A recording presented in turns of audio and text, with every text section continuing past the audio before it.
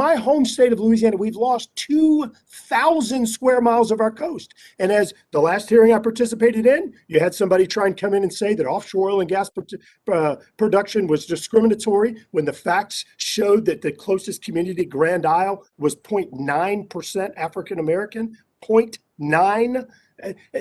People come and make up all this stuff about racism, yet we've lost 2,000 square miles of our coast.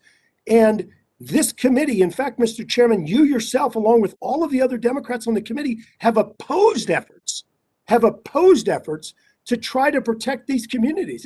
Is that discrimination because we're Cajun? I don't understand. And I think it is a total disservice for all of you to be here suggesting that all of this is being done intentionally because folks are racist. I don't believe that. I don't. And I don't think it's good for our country to keep driving this wedge. There are problems. Yes. There are environmental problems. Absolutely. There are racial problems. There are economic problems. Let's just be candid and address those and stop all of this driving divisiveness in this country and in this committee and trying to force people to believe that they're discriminated against.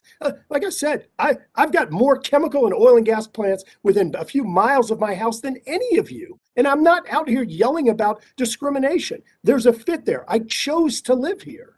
Mr. Chairman, I'm going to follow up with a number of QFR's questions for the record, but I think it's just dangerous trajectory for us to continue to force this conspiracy of racism on all of these decisions. It's not going to yield results. Let's work on things that will actually solve problems for communities of color, for economically distressed communities and others, and stop voting against trying to protect and sustain the people that we represent in South Louisiana, like you have all done. It's just disingenuous to hear you sit here and act like there's suddenly problems for other communities. I yield back.